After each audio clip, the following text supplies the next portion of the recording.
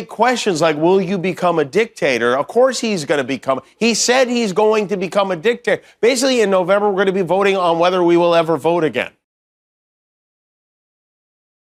Most people heard about the cease and desist. Nobody read the specific reason it was sent. Because the specific reason is not defamation, is not false statements, is not the legal vocabulary that cease and desist are designed to invoke. The specific reason, stated in the letter's own documented language, is something more precise and more revealing than any of those categories. And Kimmel, on the April 2026 broadcast where he reads aloud, identifies a reason before the studio has finished receiving the first paragraph. He didn't send this because I lied. Kimmel says, placing the letter on the desk, he sent this because I remembered. One sentence. The complete structural argument of the entire segment, delivered before the first clip has played, before the first document has been placed on the screen, before the Don Jr. archive has been opened and its contents distributed across the monitor behind the desk in the specific sequence that makes the argument visible in full. The sentence is the argument. The argument is this. You cannot defame someone by showing their own messages. You cannot damage a reputation by playing a recording of the person whose reputation is allegedly being damaged. The cease and desist is not a response to fabrication. It is a response to retrieval. The legal instrument of suppression has been deployed not against a lie, but against an accurate memory. Specifically, against the act of pressing play on footage that already exists in the public record, retrievable by anyone, and that Don Jr.'s lawyers have decided is more damaging in Kimmel's studio than it was when it was first produced. The memory begins in November 2017. The Senate Intelligence Committee releases the WikiLeaks Don Jr. direct messages, not leaked, released, officially by the committee into the public record. The messages are between Don Jr. and the WikiLeaks Twitter account, the account of the organization whose explicit purpose is the publication of leaked confidential material, whose director, Julian Assange, is at the time under asylum in London avoiding extradition to Sweden on sexual assault charges, and whose 2016 operation has involved the systematic publication of Democratic National Committee and Podesta emails timed to the Trump campaign's strategic interests. Don Jr.'s first message to WikiLeaks begins, off the record. He is writing off the record to an organization whose entire institutional identity is built around the proposition that nothing is off the record. The message was written in 2016. It is released in 2017. It is in the permanent public record from the moment of its release. It cannot be unwritten. It cannot be unreleased. It exists. Kimmel plays the clip.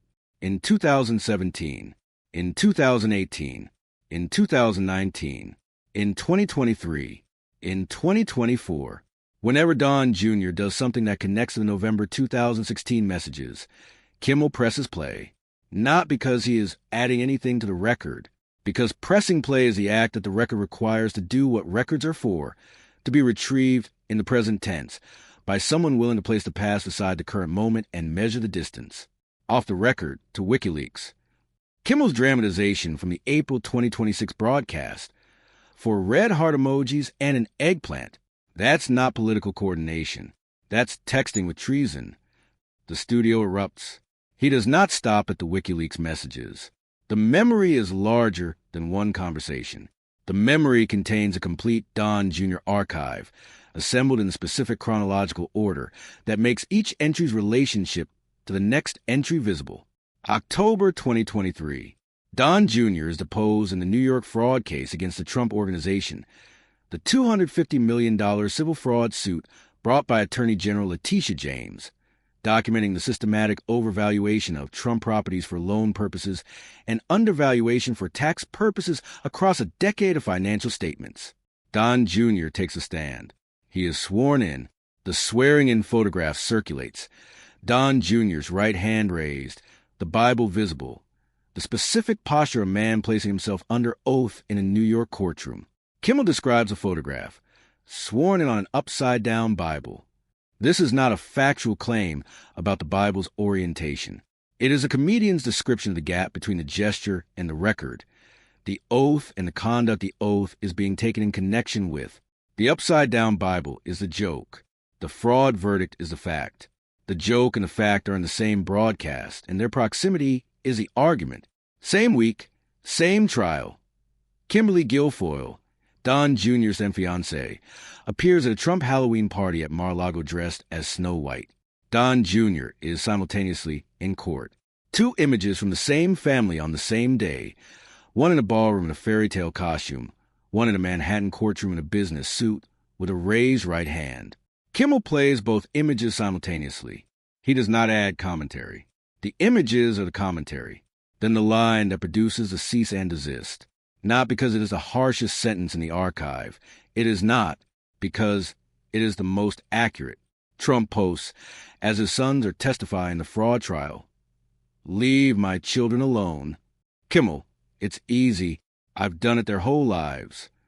The studio does not erupt immediately. There is a half-second, the specific half-second of an audience processing a sentence that has arrived with more precision than expected, that has delivered the argument in fewer words than the setup seemed to be building toward, that has said the thing that the archive has been building toward in 8 syllables that contain the complete picture. It's easy. I've done it their whole lives. Then the eruption, the sustained eruption, the eruption of people who have received the sentence and understood what it contains. Not just a joke about Trump's parenting, but the structural observation about the relationship between a father who demands his children be left alone and a record that documents what leaving your children alone across a lifetime of absence and legal exposure and WikiLeaks messages and fraud testimony actually looks like when the children are grown and being deposed in Manhattan. The cease and desist arrives in April 2026. Don Jr.'s lawyers send it to Kimmel's production offices and to ABC/Disney. The letter claims the segments have damaged Don Jr.'s reputation. The letter demands the segments stop. The letter uses a legal vocabulary of harm, the specific language of defamation-adjacent claims that cease and desist deploy without the evidentiary burden of a defamation suit.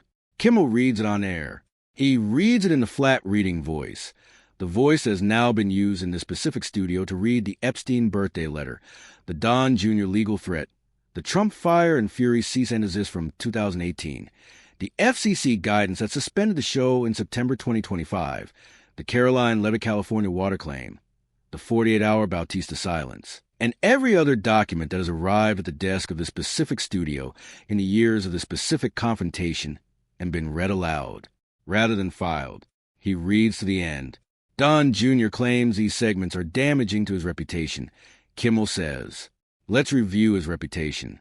He opens the archive, WikiLeaks messages, the off-the-record message, the coordinated timing suggestions, the messages that the Senate Intelligence Committee released into the permanent public record in November 2017, and that have been retrievable every day since.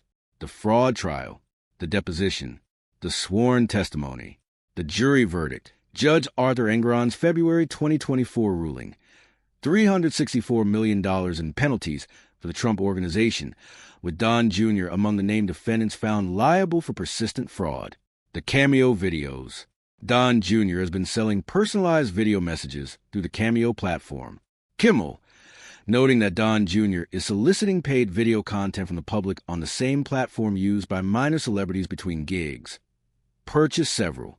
They are played on air. They are funny in the specific way that things are funny when the gap between a person's self-presentation and their circumstances becomes visible in a 2-minute personalized video sold for $75 on a platform primarily used by reality television participants. The fake university. Trump University, the unaccredited real estate education program that resulted in a $25 million settlement after the New York Attorney General found it had defrauded students. Don Jr. was involved. The settlement is in the record. The involvement is in the record. The charity, the Trump Foundation, dissolved by court order in 2019 after the New York Attorney General found it had been used as a personal piggy bank, paying for portraits of Trump, settling legal disputes, making illegal political contributions. Don Jr. served on the board. The dissolution order is in the record. His reputation, Kimmel says, after the archive has been reviewed in sequence, is currently stored at a federal courthouse at 60 Center Street, under case number 452564/2022, available to the public Monday through Friday, 9 to 5. He places the cease and desist on the desk. He looks at it. You didn't send this because I lied. You know I didn't lie. I played your messages. I played your testimony. I played your cameo videos, which, by the way, are still available on the platform. The reputation you want me to stop damaging is the reputation that your messages and your testimony and your cameo videos and your fraud verdict have built. I didn't build it. I just press play. He picks up the cease and desist. He holds it for 2 seconds. My lawyers say I'm fine. And I want to be transparent about this. My lawyers are significantly less expensive than yours. He places it in the desk drawer. Let's go to commercial. The studio erupts. Not at the drawer. At the flat voice, the precision, the 8 syllables from the previous week that are still resonating in the room. It's easy. I've done it their whole lives. The drawer is a physical gesture of a man for whom a cease and desist from Donald Trump Jr. is a desk drawer document and not a career-ending event. The specific, unhurried confidence of someone who understands that the cease and desist works only in the silence between the sending and the response, and who has decided that the response is not silence but broadcast. Trump posts that evening. He demands ABC fire Kimmel. He calls Kimmel no talent hack and one of the most disliked men in television. He says Don Jr. did nothing wrong and that the fake news media has been unfair to my children for years. The Post does not address the WikiLeaks messages. It does not address the fraud verdict. It does not address the cameo videos, the fake university, the dissolved charity, or the off-the-record message sent to the organization whose purpose is publishing things that are off the record. The Post is added to the archive, beside the cease and desist, beside the messages, beside the verdict. Beside it's easy. I've done it their whole lives. The memory is the archive. The archive is the argument. And the argument requires only that someone willing to press play do so, in the right room, in the flat voice, in the specific register of someone for whom the record is not a weapon but a document, and for whom the cease and desist is not a threat but material, not defamation. Memory. If this changed how you see power, hit subscribe. If it didn't, watch it again. The details you missed the first time are the ones that matter most. Notifications on. Next one drops soon.